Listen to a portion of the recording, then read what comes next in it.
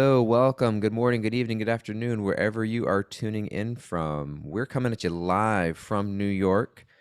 My name is Dal Grung. I'm here with Kishore Chandra, who's actually in Brazil, and Achyuta Gopi.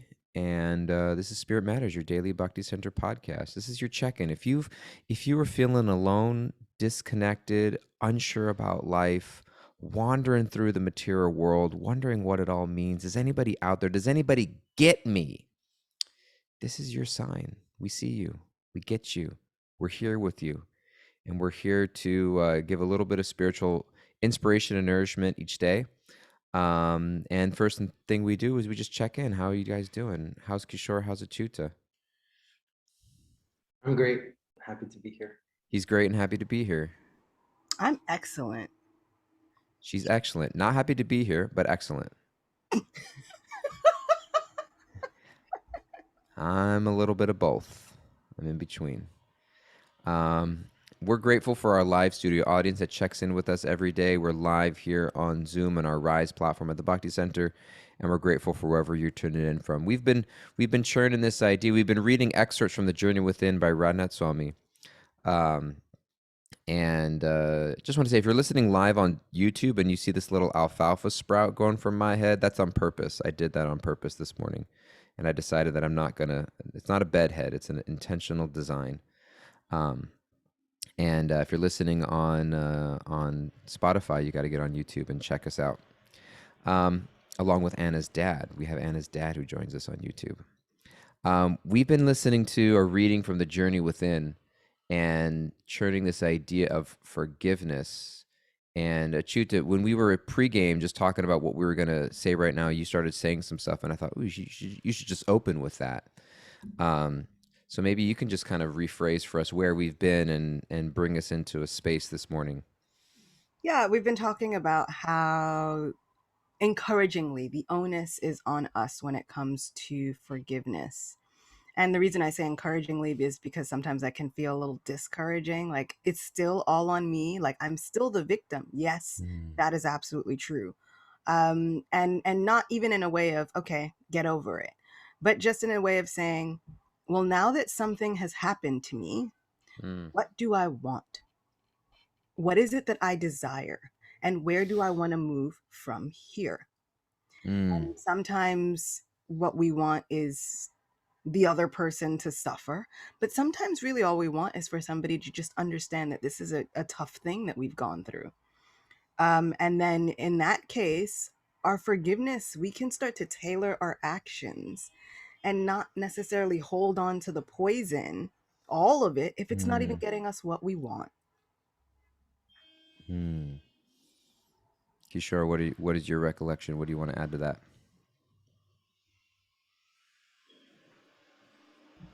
There's a lot of construction going on where I am, so I don't want to subject all of you to the banging. I don't hear anything.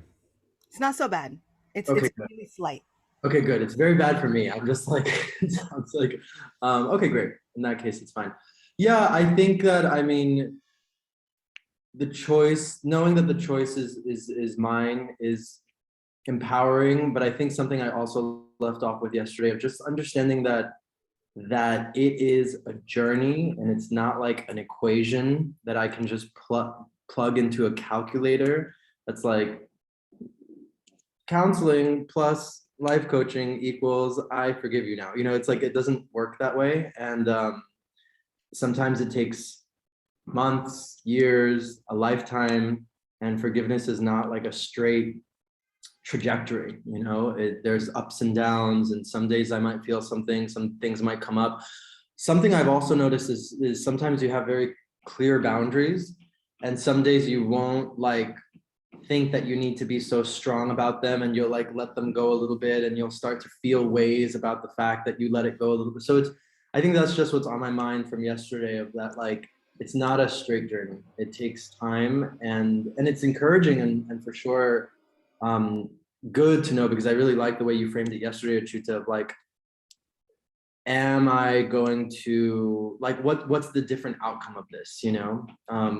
At the end of the day, it's either it's like I'm kind of in charge of how much less suffering there's going to be, because I've already accepted that suffering as a status quo is just, the norm here in the material world.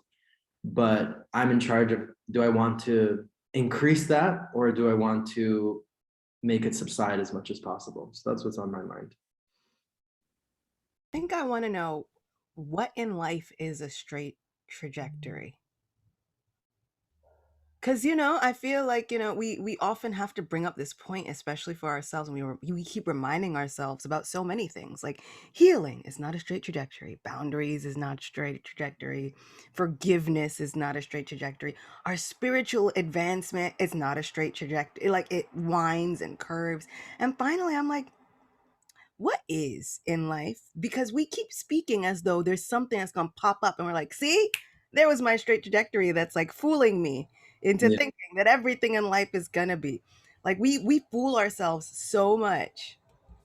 I was gonna say that I think that's exactly the word. It's like we're fooling ourselves, but I also like, it's not only us fooling ourselves. I think it's just like society and material life fools us, and we allow ourselves to be fooled by it because, like the 60s and the 70s like did happen, and like there was intense advertising and like social conditioning into making people believe that it is a straight trajectory. It's like you grow up and you go to school and you do the thing and you get the fancy job and you get the white picket fence and you move to the suburbs and that's what you do. And it's like there's a whole generation of people suffering from that, realizing like, wait a minute, something was wrong there. And obviously I wasn't like growing up in the 60s and 70s, but I feel like some of those remnants are still present, a little bit of like, and I guess like a question that I can't remember who said this. Maybe it was a YouTube, or maybe it was like a comment yesterday of like understanding that the other, I can't remember who, maybe it was Dana, I can't remember, but it was something along the lines of like doing the opposite is always going to, like, convincing ourselves into thinking that it's not a winding road, convincing ourselves into thinking that it is a straight trajectory. That's the problem, whether we're being affected by the movies or by what our parents are telling us or like whatever it is. It's like that's a really big issue, because that's when the stuff comes up, when we lie to ourselves basically, or when we allow ourselves to be affected by these. Modes of material nature is what you're looking for. Exactly.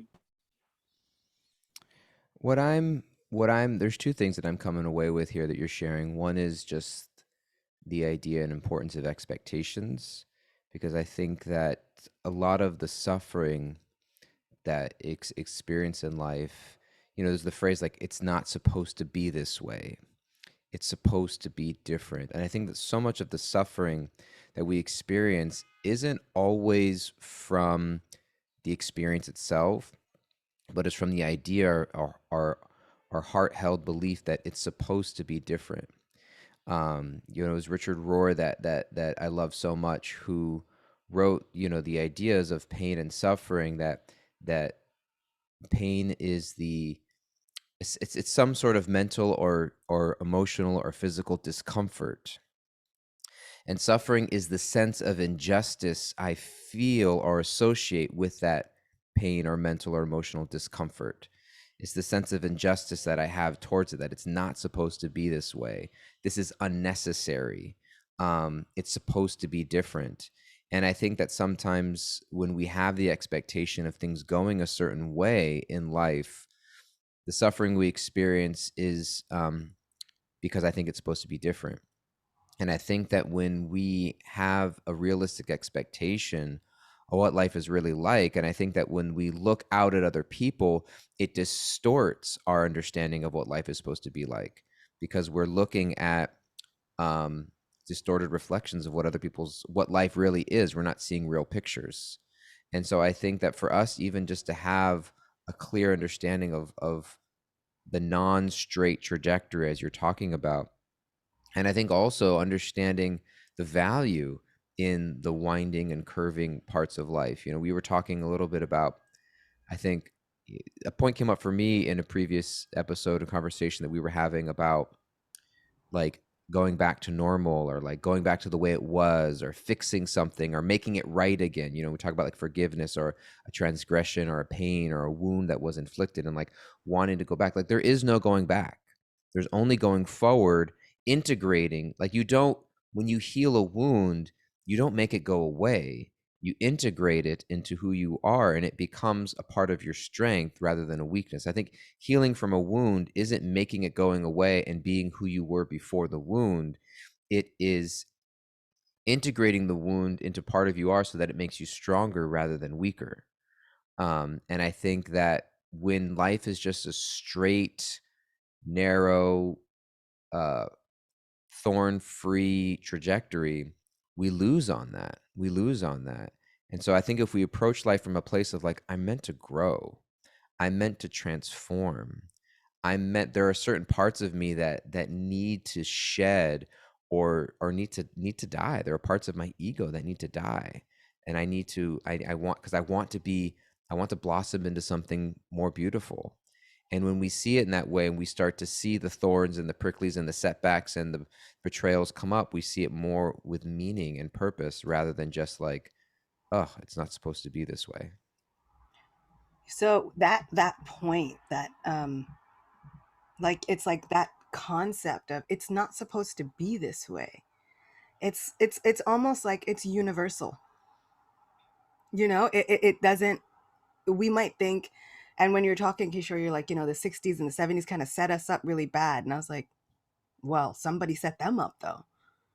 So Yeah, it's like, like we're down on the before 60s and then, 70s. somebody set them. What I mean is, like, Shut even up.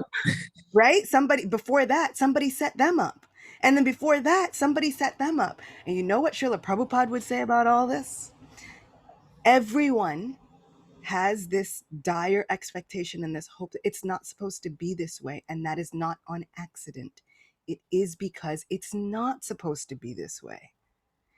Our souls innately are not meant to be stuck in these situations with Hmm. these material world issues happening upon us.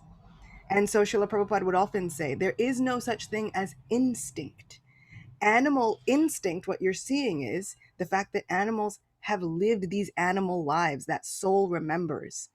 And so when you're like, well, animals just act, they don't have to think about it. It's because that soul is picking up on those impressions and saying, oh, no, yeah, I got this. This body comes with doing this. And so Srila Prabhupada is like, it doesn't have to be on instinct.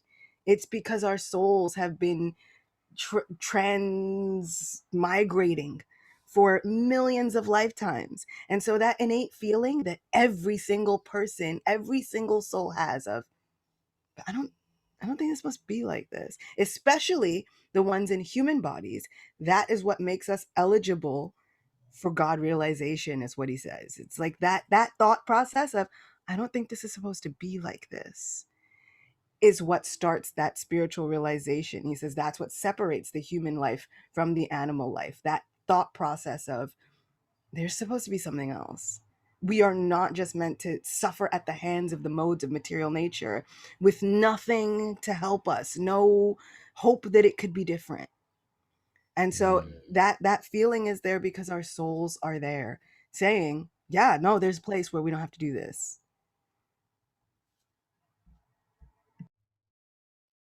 I have a question. What, for both of you, what is a way to stay sane in an insane world where we know that, like, we know that from Srila Prabhupada's teachings, from a Shastric point of view, it's like, yeah, the soul is eternal, and I can take shelter of Krishna, and I can take shelter of Kirtan, and I can do that. And it brings something to my heart. It brings deep faith to my heart. It brings a lot of love and community and hope. But at the same time, yesterday I couldn't sleep. I kind of missed, and I don't know if I'm sorry to bring this up or not, but I kind of feel like I want to. It's coming into my heart. I kind of missed that there was like a mass shooting in the United States. Like, I don't know if it was because I was traveling and I was in the air. I just like wasn't. And I kind of found out yesterday. I guess it happened like 2 days ago or 3 days ago. And I was really just like, when did it happen? The weekend? Well, no. It actually, there was one that happened like, it was like yesterday-ish, like in during the day. But the Another problem one. is, you know, it's weird. There has been a mass shooting just about every day for the past 2 weeks, That's just about insane. every day. But the one that happened just, I think maybe yesterday, that was in a school with Yeah, kids. yeah, yeah. That In one. Texas. Yeah, that one. Yeah, And there was another one several days ago that happened in Buffalo. in Buffalo. Yeah, that one I remember.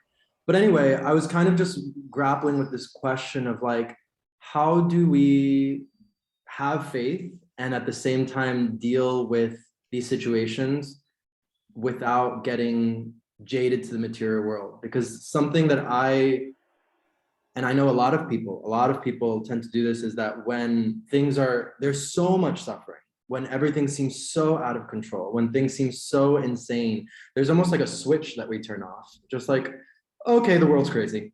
Mm. Okay, I just need to like turn that switch off and go about with my day because I can't deal with this because this is just too much. The world's falling apart.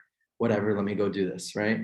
And I'm wondering, as spiritualists, as people who are deeply sensitive, like what is the, I don't know if correct is the right word I'm looking for, but what is the prescribed way of feeling about this? Because I feel myself sometimes going to that other end of just like, well, we're in the material world and it's all suffering and it is what it is, you know. But sometimes I feel like that's not super healthy. So yeah, I just wanted to pick your brains about that.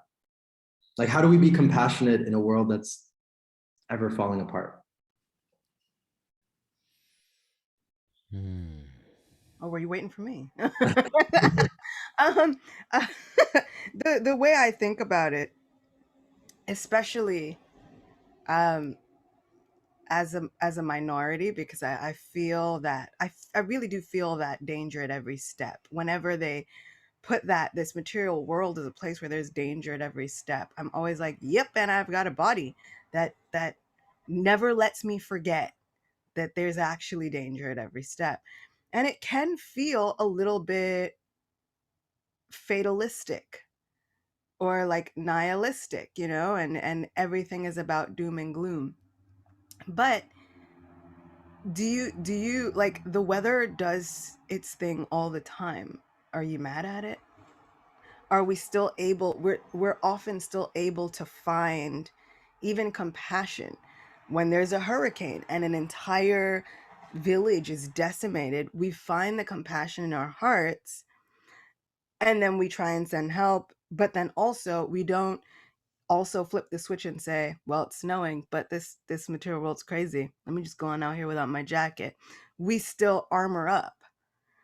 And so I think that it is so important for us to put on our own oxygen masks, even whilst helping others. And so I think it's so important for us to seek spiritual comfort, even as we try to be spiritually comforting. I was just going through kind of like a weird like social media something, and the one of the biggest comments I got was, "Oh yeah, just ignore it, you know, like people do these things, you just got to ignore it." And then I kind of asked someone, I was like, "Well, since I didn't ask anybody on the internet to fix it or give me advice, every one of you is giving me the unsolicited advice right now. But let me flip the question. Did that help you when you were going through something and somebody said just ignore it? Or if somebody said something really harsh and mean to you and everybody said just ignore it, you know, people are like that. Did it help?" And they said, "Well, no." And I was like, "Then why would you tell that somebody? Stop giving the advice that you didn't like getting." And I get it. Sometimes we feel like, "Well, what can I do? What am I supposed to say?" Sometimes it's as simple as saying, "This was horrible and I'm so sorry." But sometimes it starts with, "Did that advice help me?" Well, no. And then I felt worse.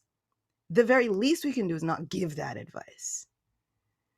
And so what we wind up hearing from a lot of spiritualists within the bhakti community is, well, it's karma and all this stuff, and you know the material world is going to do the things. And I'm like, but when you burnt your arm, if somebody was like, "It's karma, bro, don't even go dress the wound," did that help you? No. So don't give that advice. Like, at a certain point we have to try and and at least give the compassionate advice that we would want to hear, even if it's just to say, I know it feels small and you're dealing with something unimaginable, if it's the loss of your child, but even just saying, I'm so sorry, I'm going to pray for you. And then sometimes like, but that's all I can do. That's all you can do anyway. What else were you going to do by telling that person that that was their karma and upsetting them now and disturbing their heart and mind, which is causing violence, right? Right. That's, we covered that. Now causing more violence to the person who's already hurting didn't help. And so while we are in this turmoil situation and feeling like, but the whole thing needs prayer. Yes. And we can say that compassionately, sweetly. I am so sorry. I'm going to pray that your heart is comforted. Yeah. And then Um, hope. no, thank you for that. Either there's for me, first of all, when you ask the question like how do we stay sane, I was like, I'm not the person to ask that question. And then when you're asking about like, okay, you're talking, bringing it to like to compassion, et cetera, and especially, I'm glad you brought up the yeah, what's taking place in the world right now, or in America at least. Um, there was a couple things. One is that this phrase in my mind that came up that I heard that I think is really powerful is to this idea that the world is so abundant in suffering and there's so much to be done and so little we can do. The concept of doing for one, which we would love or would like to do for everyone, is really powerful. And just because I can't help everyone doesn't mean I shouldn't help someone. We live in New York City, and it's crazy the amount of people. Like it's just every subway ride, there's somebody coming for food, for money. There's someone sleeping on a train. There's a mother with her kids and sort of making ends meet. And so it's like there are just people sleeping on the streets, and we just walk past them. It's like, well, what am I going to do? There's so many homeless people. And so it numbs you out, and it's just things that I'm not going to solve homelessness. It's like, no, you're not going to solve homelessness, but you can help one person. And I think that we just sometimes, in the light of the overwhelmingness of it, feel helpless because we think we have to solve the whole problem. And I think we put ourselves in solving the whole problem, that's us inserting ourselves in the position of God. And I think that that's above our pay grade. But what we can do is help someone, even though I wish I can do this for everyone, but I can't. But I am going to do what I can do for someone. And also, I think there's the flip side of it, of what it does to us in the process. That compassion is a muscle that I want to exercise. So sometimes my attempts to help or serve another person, sometimes the result of it has little to do with them, and it's more also, it's part of my spiritual practice to be compassionate. It's just part of my spiritual practice to be compassionate. And so much throughout the Gita, we hear the idea of letting go of the results, letting go of the outcomes, not being attached to what happens. Things don't belong to you. And so I think sometimes also this feeling of overwhelmedness in the light of suffering comes, it's sometimes is a result oriented mindset that like, well, I'm only successful if I'm changing the world. And I think what Krishna is asking us is like, I want to change you, and you're going to change in your effort to be compassionate. Like don't allow your heart to become hardened. Even if you can't change all the problems in the world, don't allow you to become callous. Don't turn a blind eye. Like allow your heart to bleed. Allow your heart to crack open and feel that compassion, and allow that to deepen your utter dependency and feeling of need to be guided and to be led in terms of how you can best serve and find your place. And that's a beautiful place to be. And I've referenced this before, but we find that the greatest change makers in the world felt that way. Mother Teresa, Gandhi, Martin Luther King Jr. It's like you read their close letters or in their lives, and it's like they felt helpless. They felt overwhelmed. Martin Luther King Jr., had so much opposition from other Black people in his time.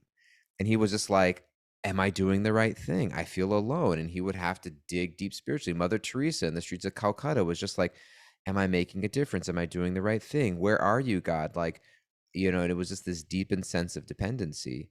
And so whether we're Mother Teresa or whether we are just somebody in Brooklyn, it's really for us to deepen that dependency and deepen that sense of it. There's our spiritual transformation in the process.